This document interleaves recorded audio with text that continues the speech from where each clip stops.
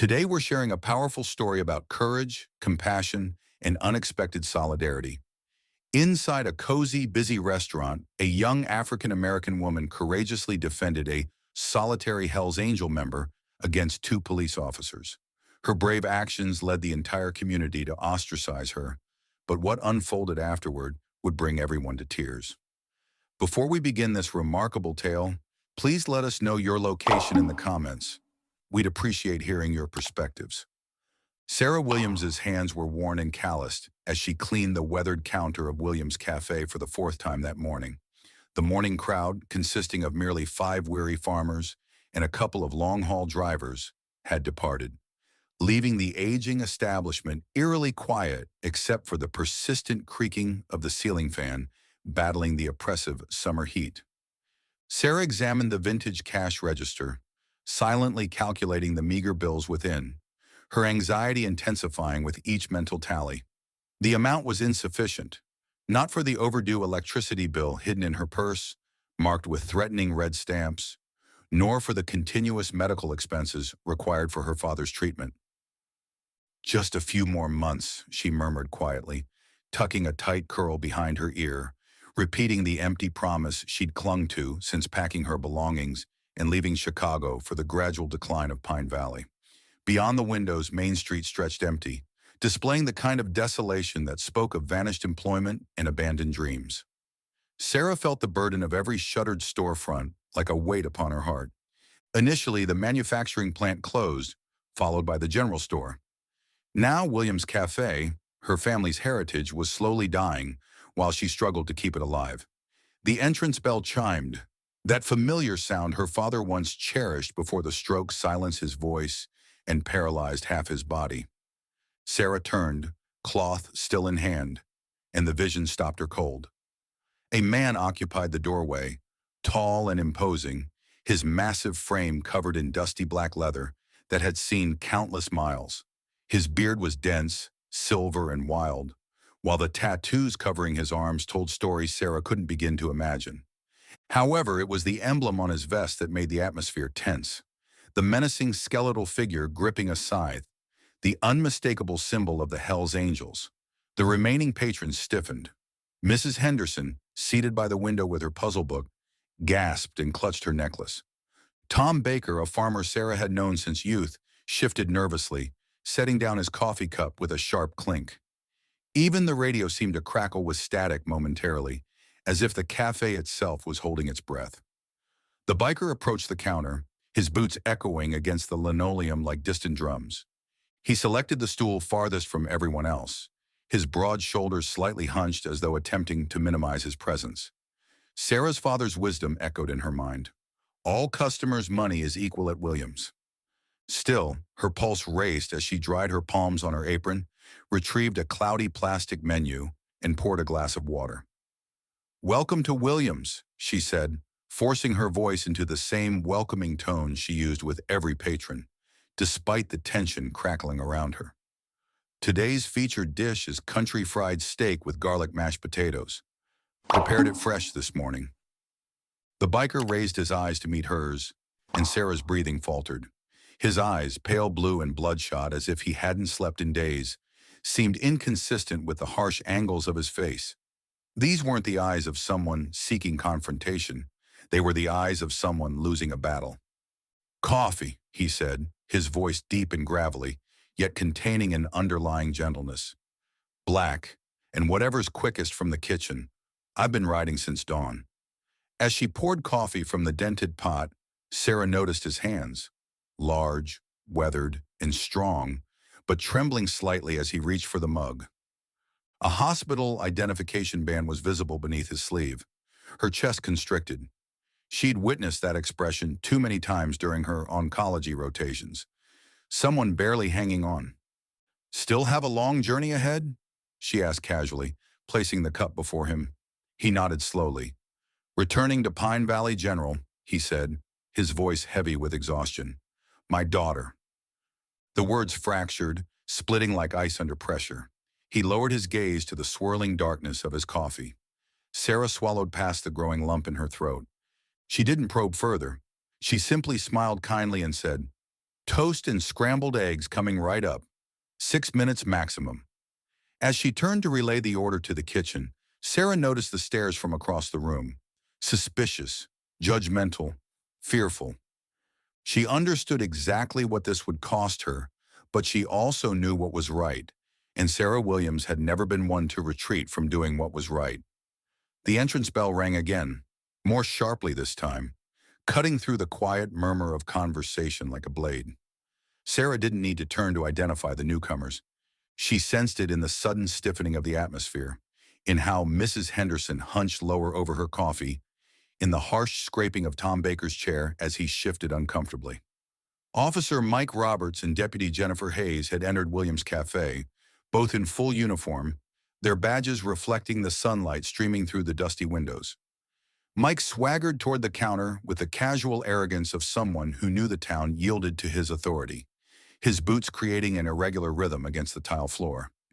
His gaze immediately locked onto the biker hunched over his coffee, and Sarah witnessed the slow, unpleasant smile that spread across his face. "Well, well," Mike announced, his voice loud enough to carry throughout the room. "Don't often see your type in Pine Valley." The biker didn't look up.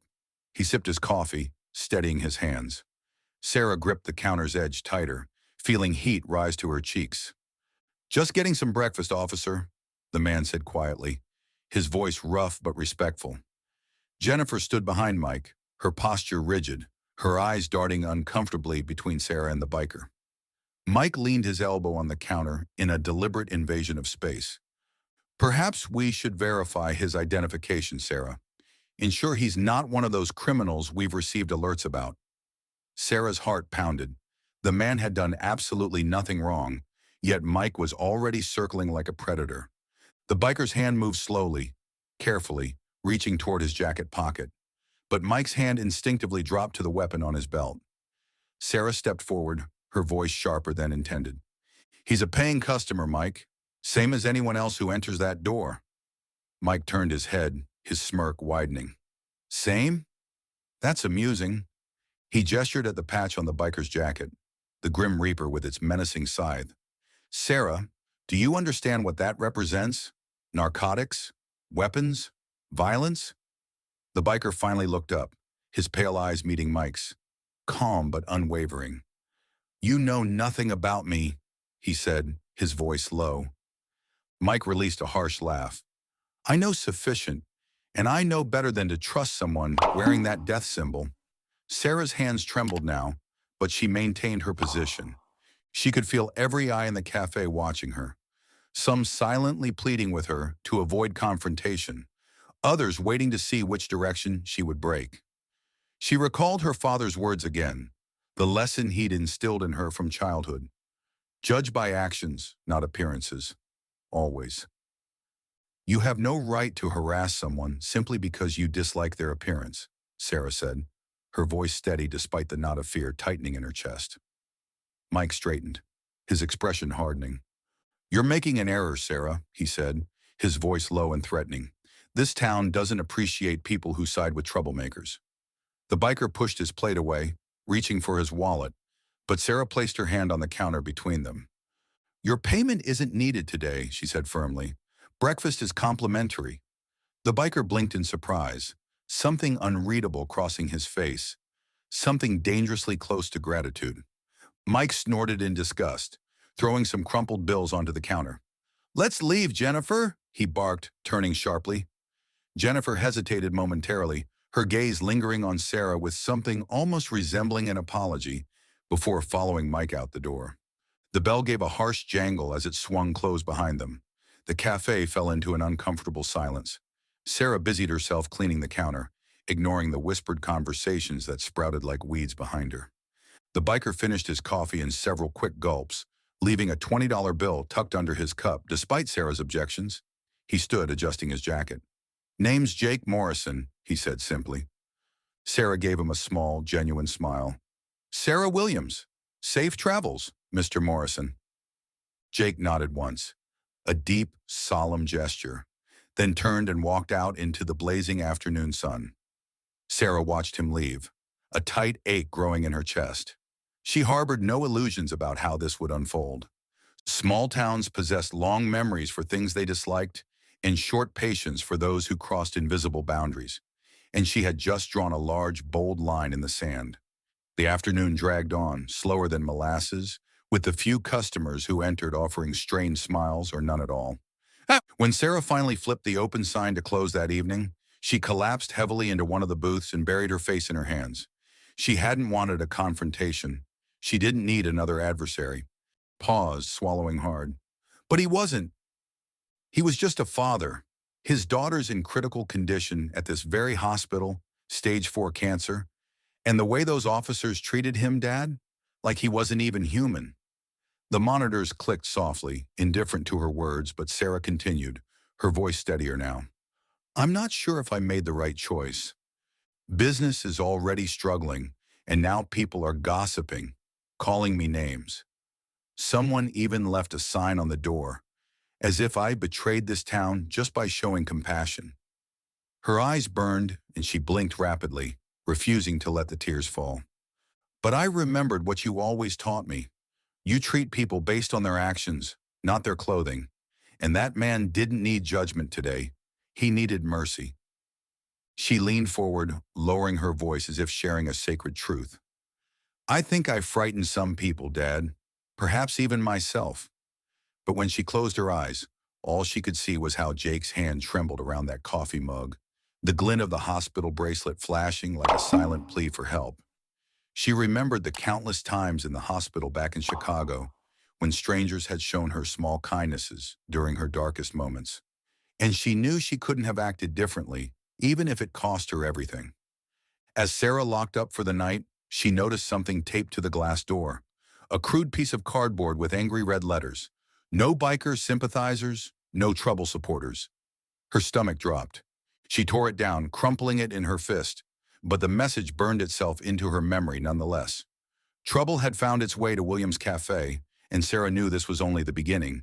But deep down, even through the fear and uncertainty, she felt a stubborn ember of something stronger beginning to glow. She hadn't backed down today, and she wouldn't back down tomorrow either. That night, long after the final light in the cafe flickered out, Sarah made her way through the quiet corridors of Pine Valley General. The fluorescent lights overhead hummed softly, casting a pale glow over the linoleum floors, and the scent of disinfectant clung to the air like memory. She paused at room 218, her fingers brushing the edge of the doorframe before gently pushing it open. The room was dim except for the soft glow of the monitor beside the bed and the steady beep that marked each breath her father still managed to take. Robert Williams lay motionless, eyes closed, his once powerful frame now frail beneath the hospital blanket. Sarah moved to the bedside, pulled a chair close, and sat slowly, reaching for her father's hand. It felt warm but distant, like grasping something already half gone. Hey, Dad, she whispered, her voice cracking. It's me. Her thumb gently stroked the back of her father's hand, a gesture she remembered Robert doing for her when she was ill as a child. Difficult day at the cafe. I might have confronted the sheriff, she added with a small, weary laugh. Not intentionally, I promise. But you raised me to speak up when something's wrong, and today there was this man. Large guy, biker, appeared dangerous to everyone else. Sarah. But I didn't retreat, and I believe you'd be proud of that. She sat in silence for an extended period, listening to the steady rhythm of her father's breathing and the soft hum of machines. Then, as if by instinct, she leaned down and kissed the back of Robert's hand. Rest well, Dad. I'm managing the cafe, and I've inherited your backbone too. With that, Sarah rose, took one final glance at her father's peaceful face, and walked out into the night, carrying the weight of that day and the quiet strength of the woman who had taught her how to bear it. The following morning, Sarah arrived at the cafe before the sun had even cleared the tree line behind Pine Valley. She unlocked the front door, heart heavy, stomach tight, eyes still gritty from a night of restless sleep. The cardboard sign was gone. She had burned it in a trash barrel behind the building, watching it curl and blacken, like the shame someone had hoped to attach to her. But the silence in town was louder than any insult. The usual breakfast crowd didn't appear. Not Mrs. Henderson, not the truckers, not the two elderly men who played checkers in the back booth every Friday. By 9 a.m., the coffee had grown cold and untouched. By 10, Sarah had begun wiping already spotless counters, just for something to do. At noon, she stood alone behind the register, staring at the nearly empty tip jar and wondering how long she could maintain this before the lights went out for good. Then the bell chimed. Sarah looked up, expecting perhaps a lost traveler or a delivery mistake. But instead, two strangers entered. The man was in his 50s, tall, lean, weathered in the way men become from years on the road. His jeans were faded, and his jacket bore the small silver skull pin of the Grim Reapers, understated but unmistakable. Beside him stood a woman of the same age, long gray hair pulled into a braid that hung over her shoulder. She wore a denim vest decorated with the same insignia, but her eyes were gentle, her smile warm. "Sarah Williams?" the man asked. Sarah nodded cautiously, tension creeping back into her spine. "I'm Roy Morrison. This is my wife, Linda, Jake's brother." Sarah's shoulders relaxed slightly, and she stepped out from behind the counter. They shook hands, firm, warm, respectful. "Jake told us what happened," Linda said. "He wanted to come personally, but he's still at the hospital with Jessica." Sarah's expression softened. "How is she?" Roy's face darkened briefly. "Stage 4. They're attempting something experimental. It's our final hope." Sarah swallowed hard, her chest tightening. "I'm deeply sorry," she said quietly. "He said you were kind to him," Linda continued, "when nobody else would be. Said you confronted the police for him, that you didn't see the patch. You saw the person." Sarah gave a small shrug. "Didn't seem like he needed conflict. Seemed like he needed a meal." Roy smiled faintly. "Sometimes those are identical needs." Sarah offered them coffee, and they accepted. She poured it slowly, trying not to let her hands shake. Something about their presence felt significant, like the calm before a thunderstorm. And when they finished their cups, Roy set his down and said, "We wanted to do something, to express our gratitude, not with money, don't worry, but with support." Sarah tilted her head, confused. "Support?" Roy simply smiled. "Give it a few minutes." And then it began. At first it was just a sound, a low rumble, distant, like thunder, then more, louder, closer. Sarah stepped to the window and felt her breath catch. Down both ends of Main Street, the horizon shimmered with chrome. Motorcycles. Dozens. No, hundreds. One by one they roared into view, engines growling and snarling as they filled the street in front of Williams Cafe. They arrived in waves, men and women, young and old, every one of them bearing patches, jackets, helmets, and vests stitched with the insignias of different Grim Reaper chapters from across the state. Some carried flags, others held small bouquets. All of them came for the same reason. The noise grew deafening, then slowly subsided as engines were shut off. Riders dismounted, stretching, conversing softly, moving in unison like a migrating flock. Sarah stood frozen, watching as the parking lot overflowed and the sidewalk disappeared beneath booted feet. She looked to Roy, stunned. "What is this?" she whispered. Linda smiled. "Jake told his chapter about you. They told others. Word travels quickly in our community. You treated one of us like a human being. That carries weight." Sarah's voice caught. "But that's over 200 people. Why?" Roy's eyes remained steady. "Because when the world abandons us, we remember those who didn't." The bell above the door chimed, and the first riders entered. Respectful, quiet, nodding to Sarah as if she were someone important. They took seats, filled booths, leaned against walls where no chairs remained. Sarah stammered.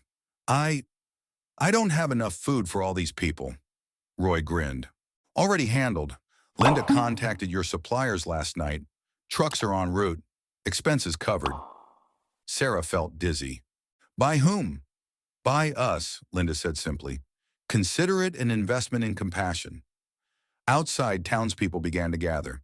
They stared from across the street, whispered on porches, peered through windows. But they didn't hide.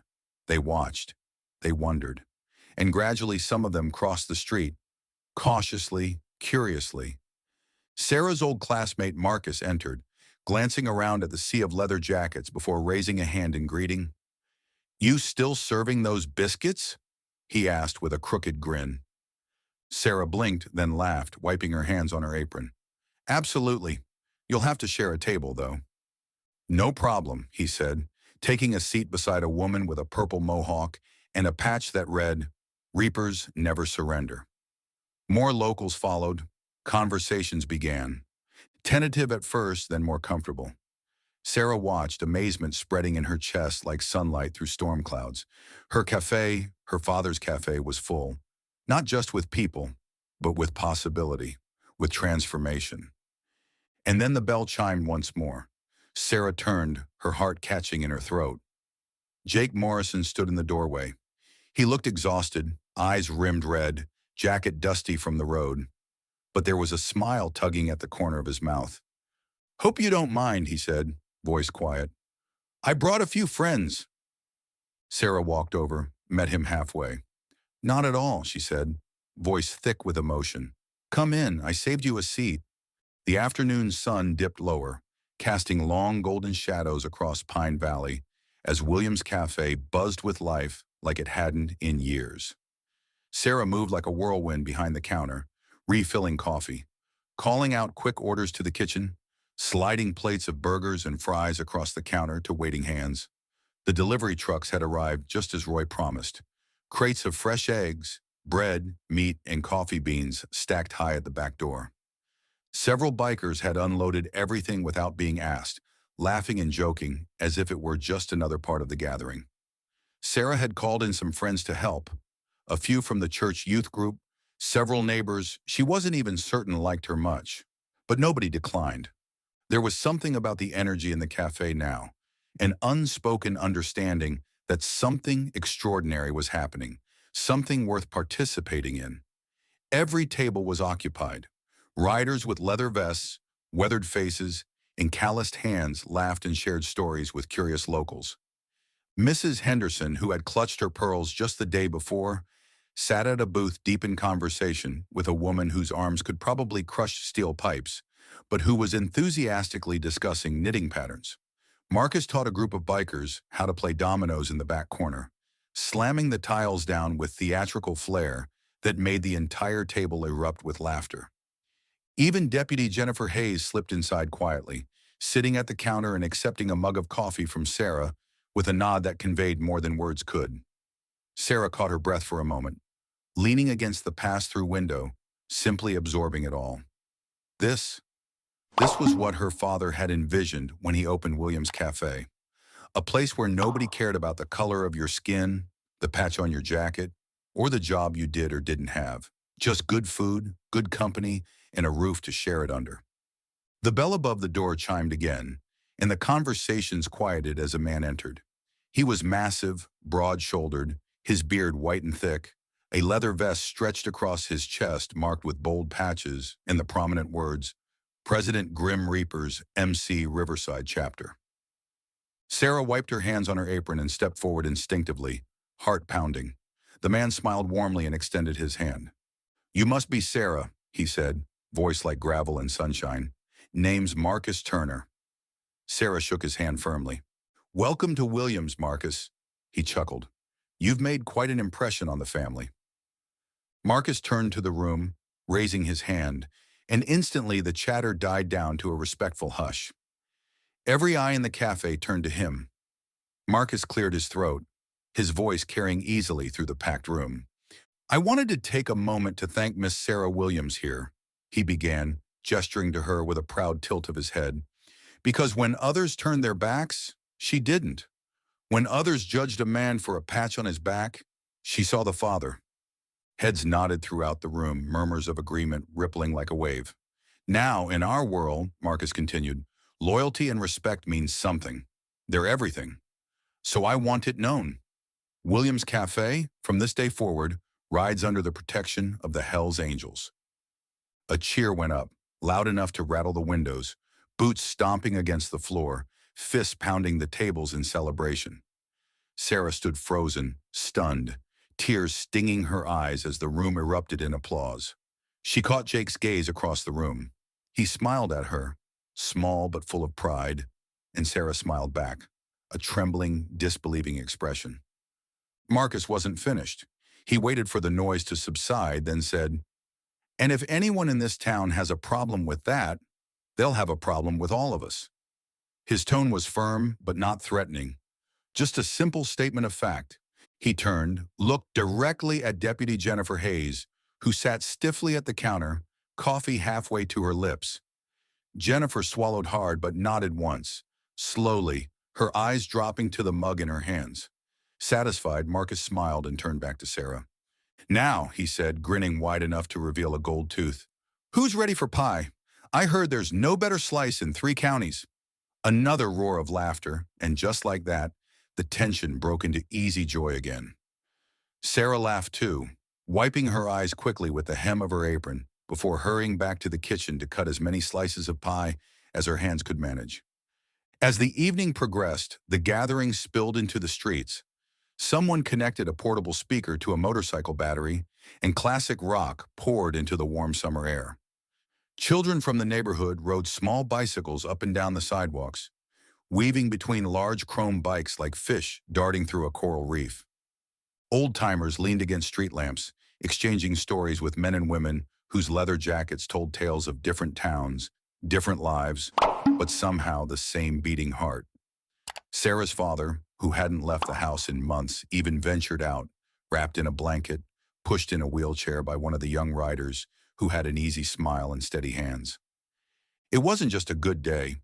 It was the kind of day that wove itself into the fabric of a town's memory forever. And at the center of it all, standing tall in her worn sneakers and coffee-stained apron, was Sarah Williams. Still tired, still a little scared of what tomorrow might bring, but for the first time in a long time, filled with a fierce, burning hope. She caught Jake standing outside the cafe, talking quietly with Roy and Linda, a smile on his tired face as he watched Jessica's hospital bracelet dangling from his wrist like a fragile promise. Sarah crossed over to him. "Hey," she said softly. Jake turned, his face lighting up. "Jessica," he said, voice thick, "got some good news today. Early signs, but the new treatment's working?" Sarah's breath caught in her throat, a giddy kind of relief flooding her chest. "That's wonderful," she said, and without thinking she wrapped Jake in a fierce hug. He stiffened for half a second before hugging her back, strong and sure. When they pulled apart, Jake said, voice rough with emotion, "She wants to meet you. Said you sound like the kind of woman she hopes to become." Sarah blinked hard against fresh tears. "I'd like that," she said. "I'd like that very much." The sun dipped below the rooftops of Pine Valley, leaving the sky a soft wash of purples and golds as the last few bikes rumbled off into the night, leaving only the faint smell of engine oil and laughter lingering in the warm air. Sarah stood on the front steps of Williams' Cafe, arms crossed loosely, apron still tied crooked around her waist, watching the taillights disappear one by one down the dusty road. The cafe behind her still buzzed with the faint clatter of dishes being washed and chairs being stacked. But out here, in the hush of early evening, it felt like standing in the middle of a miracle. She closed her eyes for a moment, breathing it in, the scent of fresh pie, worn leather, and summer dust mingling into something that smelled like hope. A soft throat clear behind her made her turn. Roy and Linda stood side by side, hands clasped together, wide grins lighting up their tired faces. Between them, Roy held a brown paper package, thick and slightly crumpled at the edges. He stepped forward, holding it out. "From all of us," he said simply. Sarah blinked, reaching out, unwrapping the bundle carefully. Inside, folded with surprising care, was a custom leather vest, black, supple, stitched across the back with a patch that made her breath catch. Williams Cafe, embroidered in bold letters, encircled by the words, "Friend of the Reapers." Below it, a smaller patch, "Protected." Sarah ran her fingers over the stitching, throat tightening, words failing her for a long moment. Roy clapped a gentle hand on her shoulder. "You stood up when it mattered. Most people don't." Linda smiled, eyes bright with unshed tears. "We don't forget kindness, not ever." Tucked inside the vest was a simple note, scrawled in uneven handwriting Sarah instantly recognized as Jake's. "Thank you for seeing the man, not the jacket." Jessica smiling again. "She can't wait to meet you." "Jake."